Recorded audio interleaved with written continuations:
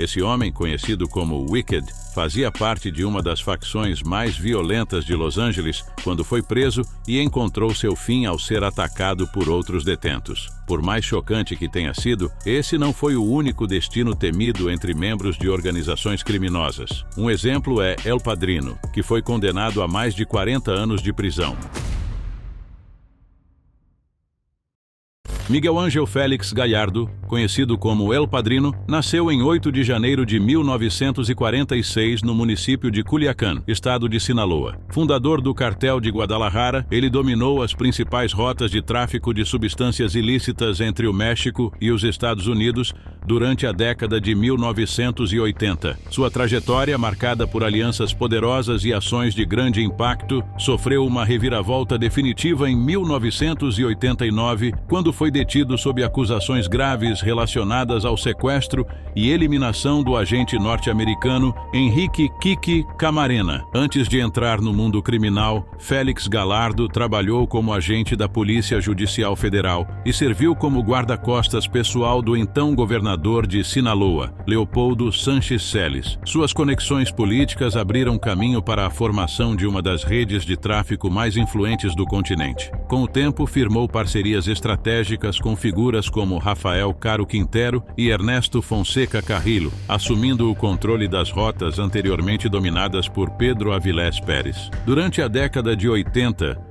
com o aumento da repressão no estado da Flórida, os cartéis colombianos passaram a utilizar o México como corredor principal para a distribuição de narcóticos. Através de acordos firmados com organizações como o Cartel de Cali, o grupo liderado por El Padrino acumulou lucros estimados em bilhões de dólares anuais. O desaparecimento e fim do agente Henrique Kiki, em fevereiro de 1985, desencadearam uma das maiores investigações já realizadas pela agência, conhecida como Operação Leyenda. As evidências reunidas implicaram diretamente Miguel Ángel Félix Gallardo, resultando em sua captura em Guadalajara no dia 8 de abril de 1989. Na ocasião, surgiram denúncias de que o traficante teria sido hospedado na residência oficial do governador de Sinaloa, fato negado publicamente. Após sua prisão, o cartel de Guadalajara fragmentou-se, dando origem a novos grupos rivais, como os cartéis de Tijuana, Juárez e Sinaloa. A divisão das rotas de tráfico foi organizada pelo próprio Félix Gallardo em uma reunião secreta realizada em Acapulco no mesmo ano de sua detenção. Inicialmente condenado a 40 anos de reclusão, Miguel Ángel enfrentou um segundo julgamento em 2017, que resultou na ampliação de sua pena em mais 37 anos. Mesmo encarcerado, manteve influência significativa sobre as operações do tráfico, utilizando telefones móveis como meio de comunicação com seus subordinados. As condições dentro da prisão se deterioraram com o passar dos anos. Com problemas sérios de saúde, como vertigem, surdez parcial, perda da visão em um dos olhos e dificuldades de circulação sanguínea, o ex-chefe do cartel passou a solicitar mudanças no regime de detenção. Em 2014, ele conseguiu ser transferido para uma instalação de segurança média em Guadalajara, devido ao seu estado clínico comprometido.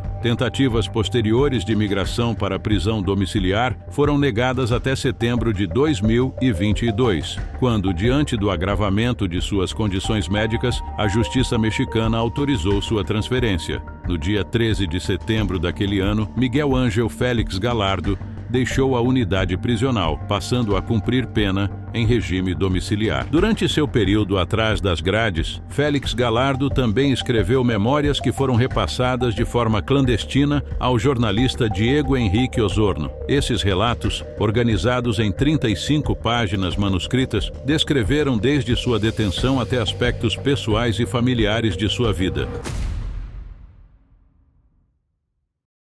Juan Raúl Garza nasceu no dia 18 de novembro de 1956 em Brownsville, Texas. Filho de trabalhadores migrantes mexicanos, passou parte da infância em Michigan, trabalhando ao lado da família nas colheitas e vendendo frutas de porta em porta. Ainda jovem, Garza abandonou a escola, mas conseguiu prosperar, tornando-se dono de uma construtora em Brownsville. Conhecido por sua dedicação à família e por laços com a comunidade religiosa local, Garza escondia, entretanto, uma vida clandestina. Durante o final da década de 80 e início dos anos 1990, Garza estruturou uma rede de tráfico de substâncias ilícitas que operava em Texas, Louisiana e Michigan. Inicialmente transportando pequenas quantidades de entorpecentes pela fronteira mexicana, rapidamente expandiu suas operações, realizando viagens frequentes ao Oaxaca, de onde trazia grandes carregamentos aéreos. A estrutura montada por Garza movimentava milhares de quilos de produtos ilegais, garantindo influência e recursos financeiros. À medida que o império crescia,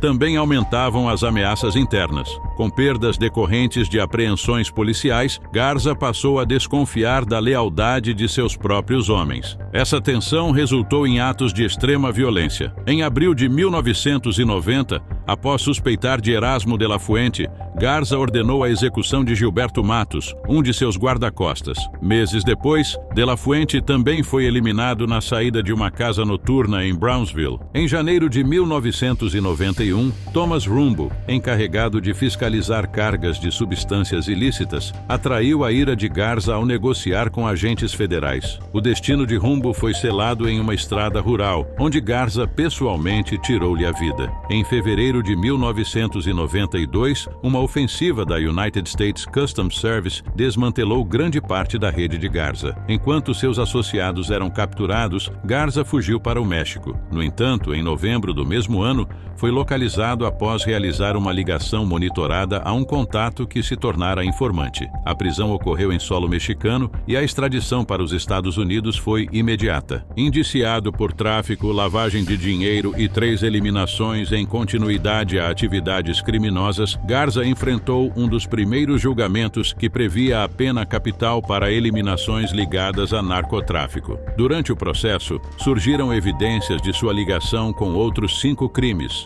4 deles cometidos no México. O julgamento resultou em condenação por todas as acusações, e o júri recomendou de forma unânime a pena capital. Apesar dos advogados de defesa apontarem fatores atenuantes, como estresse e a pouca diferença de idade em relação a outros envolvidos, a sentença foi mantida. Durante a fase final do julgamento, surgiram provas de que Garza tentara subornar guardas para escapar e ordenar represálias contra autoridades. Transferido para a custódia do Bureau of Prisons em 1999, Garza foi levado ao Complexo Correcional Federal de Terre em Indiana, onde permaneceu até sua execução. No dia 19 de junho de 2001, 8 dias após o fim de Timothy McVeigh no mesmo local, Garza foi executado por injeção letal. Seu último pedido de refeição incluiu bife, batatas fritas, anéis de cebola, refrigerante dietético e 3 fatias de pão. Antes da execução, Garza expressou arrependimento e pediu perdão.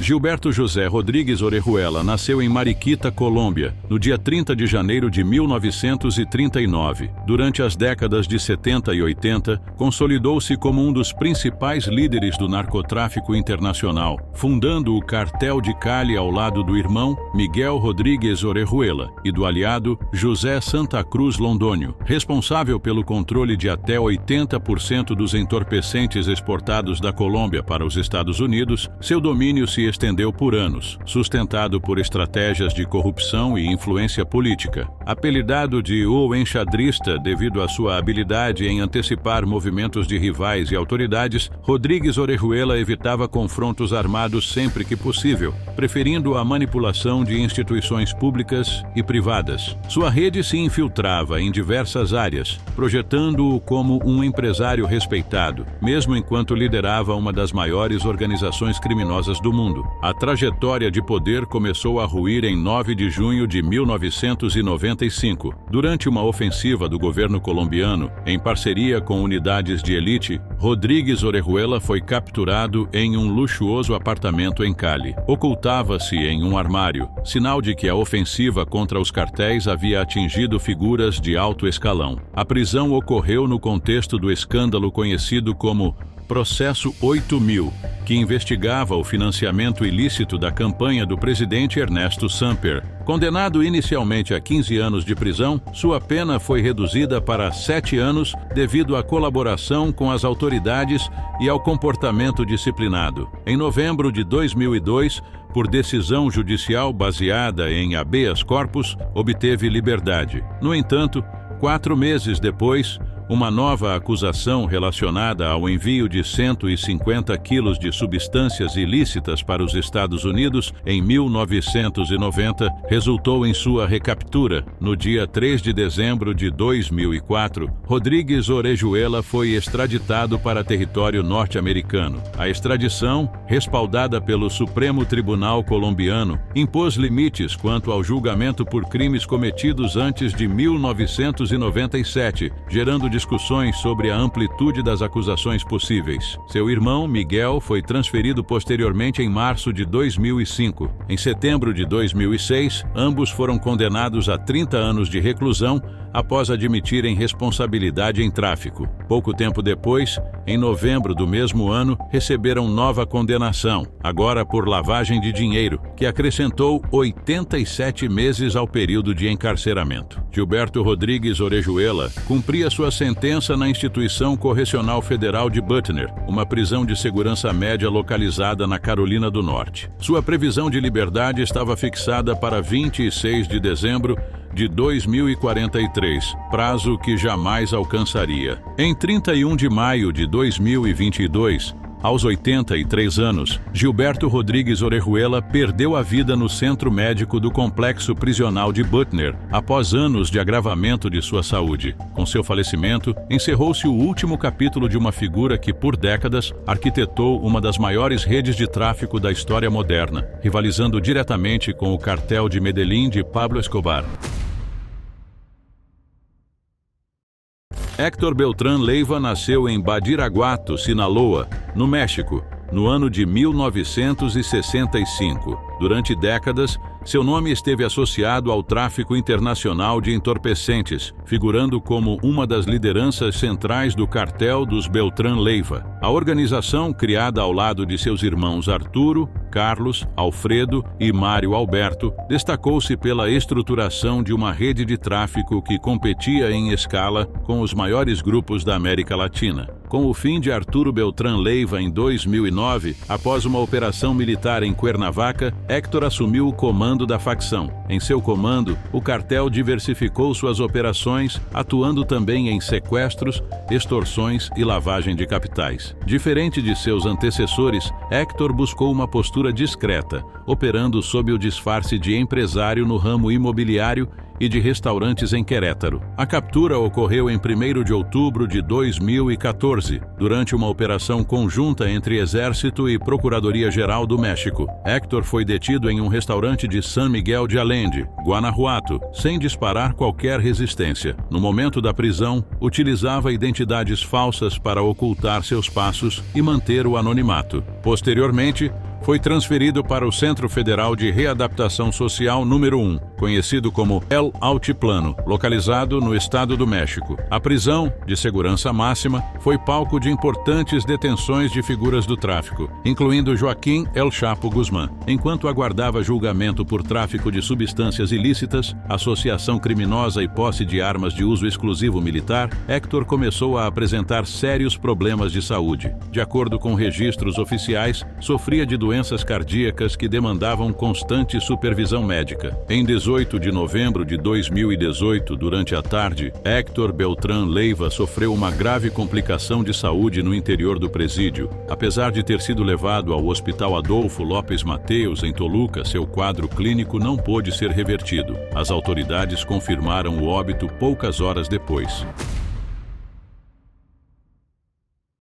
Joaquim Arquivaldo Guzmán Loera, conhecido como El Chapo, nasceu em 4 de abril de 1957, na cidade de La Tuna, no estado de Sinaloa, México. Por décadas, construiu um império no narcotráfico como líder máximo do cartel de Sinaloa, transformando-se em uma das figuras mais procuradas do mundo. A ascensão de Guzmán ao comando da organização envolveu estratégias logísticas complexas, aliadas à corrupção e ao uso de rotas clandestinas. Sua habilidade em escapar das forças de segurança se tornou lendária, com fugas espetaculares de prisões de segurança máxima, incluindo o complexo de Puente Grande, em 2001, e uma segunda fuga em 2015 através de um túnel escavado sob o Centro Federal de Readaptação Social, número 1, conhecido como El Altiplano. Após intensa caçada internacional, El Chapo foi recapturado em janeiro de 2016 em Los Mochis, Sinaloa. Posteriormente, em 19 de janeiro de 2017, o governo mexicano autorizou sua extradição para os Estados Unidos, onde enfrentaria acusações graves em tribunais federais. O julgamento, realizado no Tribunal Federal do Brooklyn, em Nova York, reuniu provas extensas sobre suas operações criminosas, incluindo tráfico de entorpecentes, lavagem de capitais e envolvimento em episódios violentos contra rivais e autoridades. Em fevereiro de 2019, El Chapo foi considerado culpado em todas as 10 acusações. No mesmo ano, recebeu a sentença de prisão perpétua,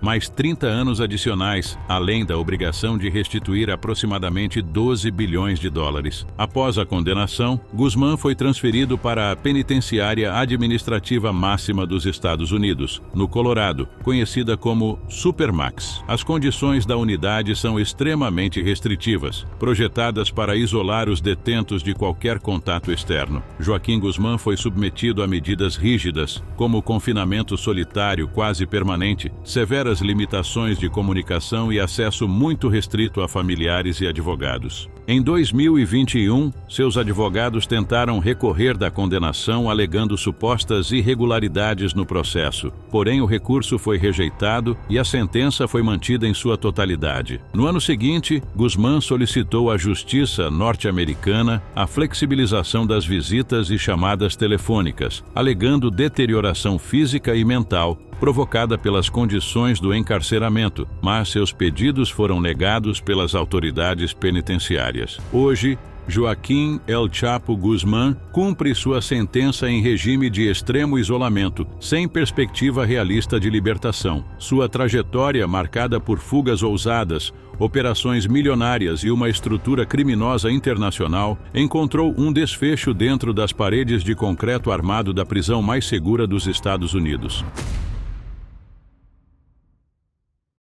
Ezequiel Romo, amplamente conhecido pelo apelido Wicked, construiu uma trajetória de notoriedade nas ruas de Los Angeles. Integrante de uma das organizações mais violentas da cidade, acumulou acusações graves, consolidando-se como uma figura de influência no submundo do tráfico e das atividades ilícitas ligadas a facções urbanas. Nascido em 1976, Romo enfrentou uma longa lista de processos criminais que resultaram em sua condenação por 8 eliminações. Durante anos, suas ações impactaram diretamente a dinâmica da violência nas comunidades da Califórnia, estendendo sua reputação pelas fronteiras de Los Angeles. Seu envolvimento em execuções e disputas internas levou as autoridades a classificá-lo como um dos criminosos mais perigosos em atuação naquele período. Após a captura, Romo foi sentenciado à prisão perpétua, sendo transferido para o California Correctional Institution, um presídio de segurança máxima localizado em Tehachapi. Dentro da unidade, o controle rígido sobre os internos era mantido para evitar conflitos, mas mesmo protocolos severos não foram suficientes para impedir uma nova tragédia. Em julho de 2024, Ezequiel Romo foi atacado por 3 outros detentos. Em um movimento rápido e coordenado, os internos o golpearam com armas improvisadas, encerrando de forma abrupta sua trajetória. Apesar da resposta imediata da equipe de segurança, Romo não resistiu aos ferimentos. As investigações apontaram que a ação foi premeditada, possivelmente relacionada a antigas rivalidades e disputas de poder internas. Wicked, que antes controlava territórios e inspirava temor nas ruas, viu-se vulnerável em um ambiente onde antigas alianças e traições determinavam a sobrevivência diária. Ismael Mário Zambada Garcia, conhecido como El Mayo, nasceu em 1º de janeiro de 1948, na comunidade de El Álamo, em Sinaloa, México. Tornou-se uma figura central no narcotráfico internacional como um dos principais líderes do Cartel de Sinaloa, organização que dominou por décadas os fluxos de entorpecentes, entre a América Latina e os Estados Unidos. Diferente de outros chefes do tráfico que buscavam notoriedade, El Mayo preferiu atuar nos bastidores, estabelecendo alianças estratégicas e evitando exposições públicas. Sua capacidade de permanecer oculto, mesmo enquanto seus rivais caíam, tornou sua história uma das mais intrigantes do crime organizado. Apesar da intensa perseguição das autoridades mexicanas e americanas, Zambada nunca foi capturado. Diversas operações foram montadas para sua prisão, mas ele conseguiu se esquivar, reforçando sua reputação como um estrategista discreto e eficiente. Enquanto outros líderes do cartel de Sinaloa, como El Chapo, enfrentaram julgamentos e sentenças severas, El Mayo permaneceu no controle da organização. Com a prisão de Guzmán e a extradição de outros líderes, Zambada assumiu um papel ainda mais relevante. Internamente, a estrutura do cartel começou a apresentar sinais de instabilidade. Disputas surgiram entre os filhos de El Chapo, conhecidos como Los Chapitos, e a facção liderada por El Mayo. A rivalidade gerou conflitos armados e ameaças públicas, fragmentando a antiga coesão do grupo. A tensão entre as duas alas intensificou-se em 2024, quando mensagens atribuídas a membros ligados a El Mayo ameaçaram entregar alguns dos Chapitos às autoridades, como havia ocorrido com seu pai. A disputa acentuou a pressão sobre Zambada, forçando-o a se isolar ainda mais e a fortalecer seu círculo de confiança. Em meio a esse cenário de deterioração interna, Ismael Zambada Garcia foi finalmente capturado pelas autoridades. Após escapar da captura por cerca de 35 anos, foi preso em 25 de julho de 2024,